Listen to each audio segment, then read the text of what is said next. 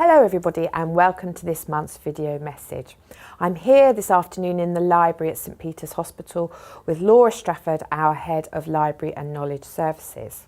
Now, as a healthcare organisation, we've been thinking and talking a lot about innovation, learning, thinking about how we deliver and improve our services to patients.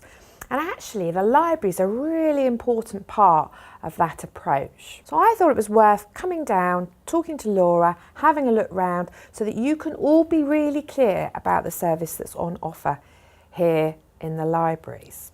Now, we met a few weeks ago, didn't we? And you were giving me the tour and telling me about what you do down here in the library. So for those colleagues who haven't visited your facilities, maybe you could just give a brief overview of what the key services and support that you can offer the team here look like and are. Mm-hmm.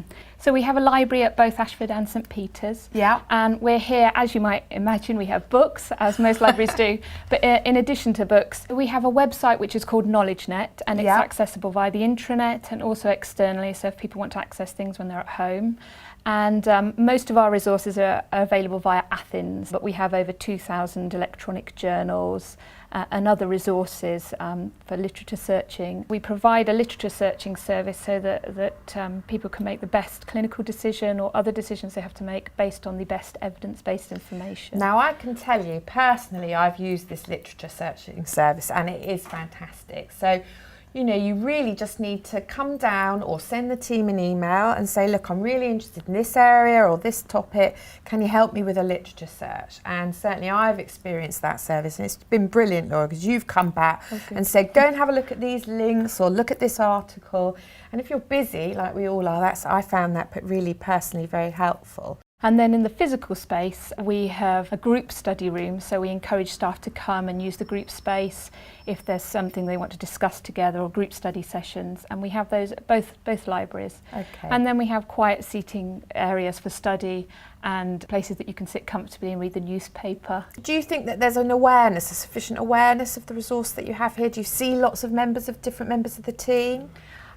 We are getting more people coming through who are non-clinical or perhaps from areas that haven't accessed us before. But I think there's still a need for people to realise that we're open for anyone, that you don't even have to go out and get a medical book. You can just sit and use the space. You can come and work here if you need a bit of quiet time. If I'm new to the organisation or I haven't taken part in these services before, must I have an Athens account? Is that the first thing I need to get sorted? So the first thing you'll need to do is become a member of our library, and you can do that either via the website and fill in the electronic form, or come down and see one of us and join that way. Okay. And then the next thing I would say is definitely get your Athens password sorted. We have a research and development team within the organisation. How are you working with them? So what we've done is we've put together a resource called the Research and Knowledge Hub, and it showcases the research going on in the organisation as well as any work published by trust staff. That sounds like a fantastic thing to do.